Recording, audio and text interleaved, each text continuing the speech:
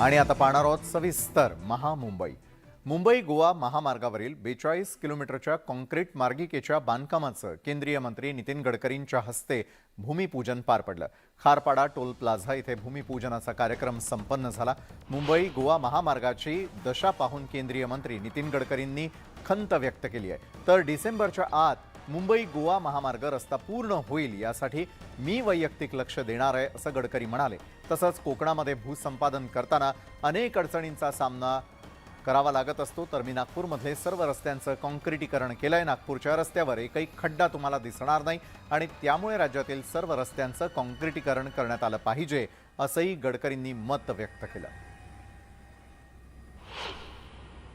सगळेजण सहकार्य करा आणि एकदा डिसेंबरच्या ते काम आपण पूर्ण करून टाकू. रत्नागिरी जिल्ह्यातला आरोली काटेवर काटेवाकड इथलाही कॉन्ट्रॅक्टर आता आम्ही टर्मिनेट केला, नवीन काम दिलेलं आहे. एक जण आहे तिथे, त्या कॉन्ट्रॅक्टरला सांगितलं का तुला बरबाद केल्याशिवाय राहत सगळे कामं बँक गॅरंट्या जप्त करायच्या आधी दिले. त्याला स्वतः समजावून सांगितलं 4 वेळा की तू काम सोडून दे, पण तो काही ऐकत नाही. आता ते स्वाभाविकपणे परशुराम घाटातील भूसंपादन प्रक्रियेमध्ये अडचणी होत्या, त्यामुळे कामाला विलंब झाला होता. पोलिसांच्या मदतीने जमिनीचा ताबा घेऊन काम हाती घेण्यात आलं, ती पण पूर्ण होईल.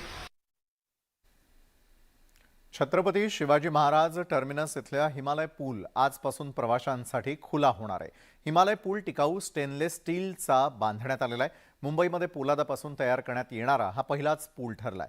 हा पूल पूर्ण झाल्यामुळे त्याचा दररोज सुमारे 50,000 पादचाऱ्यांना फायदा होईल आणि ज्यामुळे भुयारी मार्गातली गर्दी कमी होण्यास फायदा होईल. 7 कोटी रुपये खर्चून बांधलेल्या या पुलाची लांबी 33 मीटर आणि रुंदी 4.4 मीटर इतकी आहे.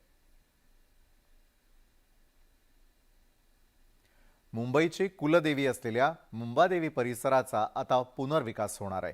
मुख्यमंत्री एकनाथ शिंदे यांनी काशी विश्वेश्वर आणि तिरुपती देवस्थानप्रमाणेच मुंबादेवी परिसराचाही पुनर्विकास करणार असल्याचं जाहीर केलं आणि त्यामुळे गर्दीनं गजबजलेला मुंबादेवी परिसर आता लवकरच मोकळा श्वास घेणार आहे.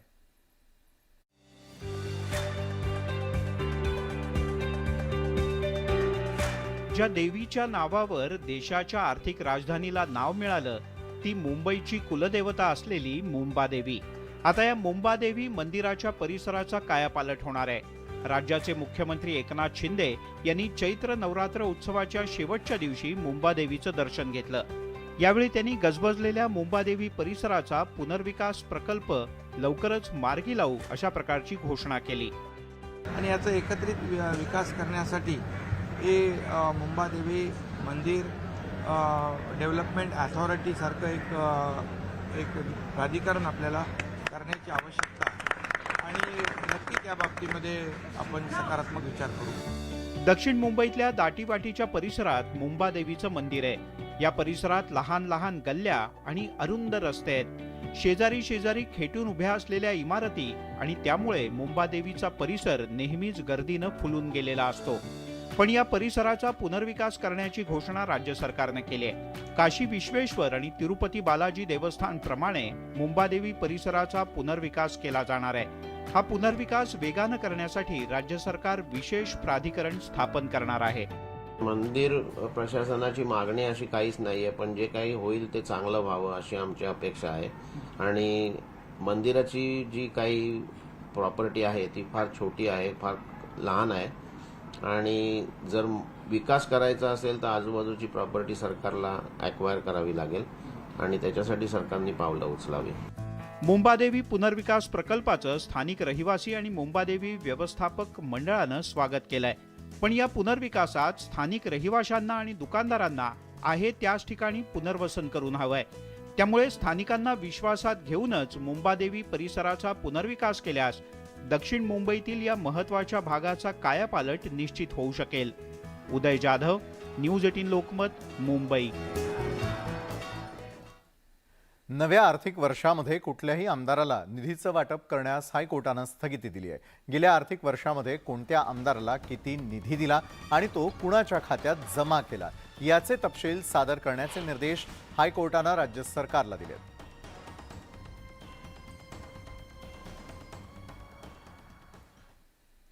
मुंबईमध्ये मातोश्री या उद्धव ठाकरेंच्या निवासस्थानीही राम नवमीनिमित्त कार्यकर्ते जमलेले होते. निमित्त होतं थेट रामटेकहून मुंबईपर्यंत पायी चालत आलेल्या काही शिवसेना कार्यकर्त्यांच्या कौतुकाचं। यावेळी उद्धव ठाकरेंनी या कार्यकर्त्यांना भेटल्यानंतर उपस्थितांशी संवाद साधताना उद्धव ठाकरेंनी शिंदे गट आणि भाजपला टोला लगावला। धनुष्यबाण जरी कागदावरचा नेला असला तरी हे बाण माझ्या भात्यात आहेत। हे फक्त बाण नाहीत तर हे ब्रह्मास्त्र आहे। हे सगळे ब्रह्मास्त्र माझ्या बरोबर आहेत असं उद्धव ठाकरे यावेळी म्हणाले। राम मंदिरातून तुम्ही निघालेला आहात, ठीक आहे। काही काळाकरता धनुष्यबाण त्यांनी जरी सोडलं असलं तरी प्रभुराम माझ्यासोबत आहे। धनुष्यबाण जरी कागदावरचा नेला असला तरी हे बाण माझ्या भात्यात आहेत।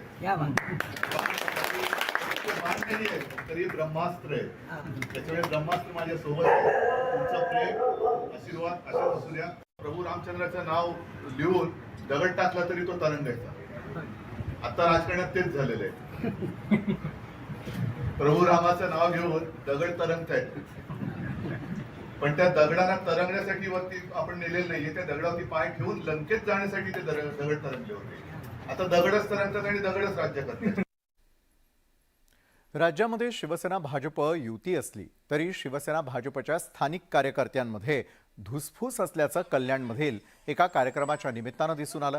पालिकेच्या कार्यक्रमामध्ये भाजपच्या महिला पदाधिकारी कार्यकर्त्यांनी भाजपचं कमळ चिन्ह लावल्यानं शिवसेनेचे माजी नगरसेवकांनी अधिकाऱ्यांजवळ हरकत घेत पक्षाचं चिन्ह काढण्याची मागणी केली आणि यावेळी बाचाबाची देखील झाली। तर कार्यक्रमात मनीषा केळकर आणि त्यांच्या कार्यकर्त्यांनी भाजपचं कमळ हे चिन्ह लावलेलं होतं आणि याबाबत शिवसेनेचे माजी नगरसेवक पाटील यांनी प्रभाग अधिकाऱ्यांना हा महापालिकेचा कार्यक्रम आहे की राजकीय पक्षाचा असा प्रश्न विचारला। तसंच महापालिकेच्या कार्यक्रमात राजकीय चिन्ह नको, अन्यथा आम्ही पण शिवसेनेचं धनुष्यबाण चिन्ह लावू असं सांगितलं।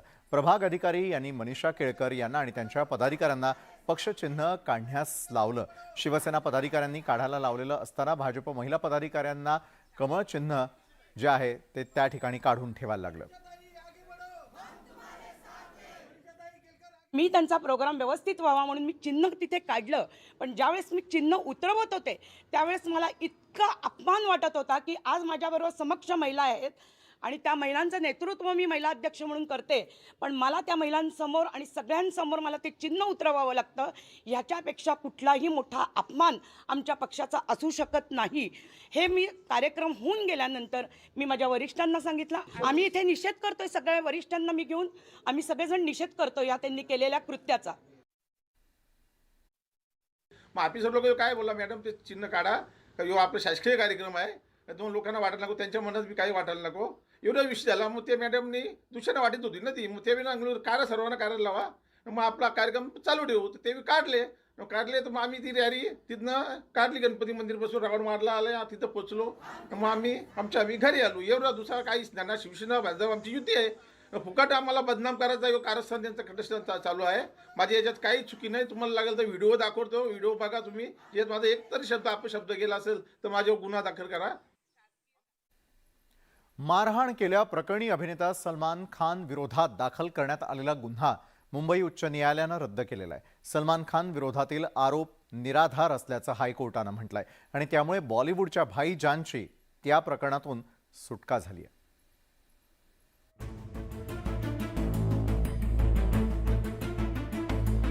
बॉलिवूडचा दबंग अभिनेता सलमान खानला एका खटल्यात कोर्टानं मोठा दिलासा दिलाय।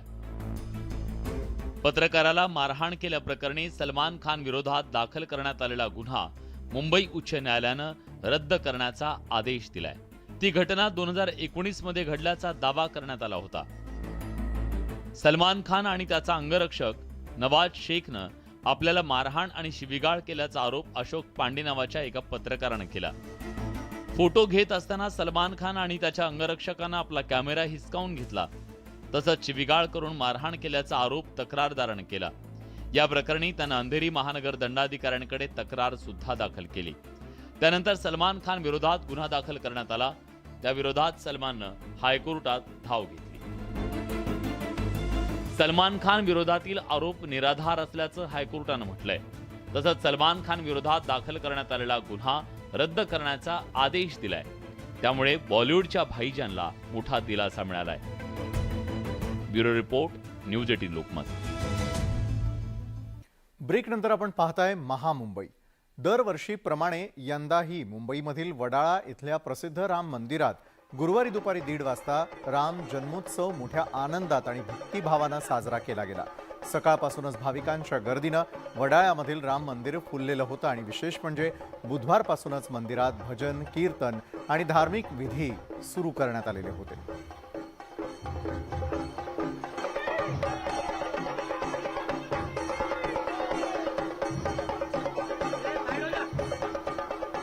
ब्रेकनंतर आपण पाहताय महामुंबई.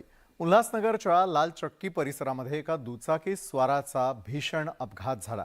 लाल चक्की परिसरातील होली फॅमिली कॉन्व्हेंट स्कूलच्या समोरच्या रस्त्याचं कॉन्क्रिटीकरण करण्यात आलेलं आहे. मात्र इथे गतिरोधक नसल्यानं या मार्गावरून अतिवेगानं चालक गाड्या चालवताना दिसतात.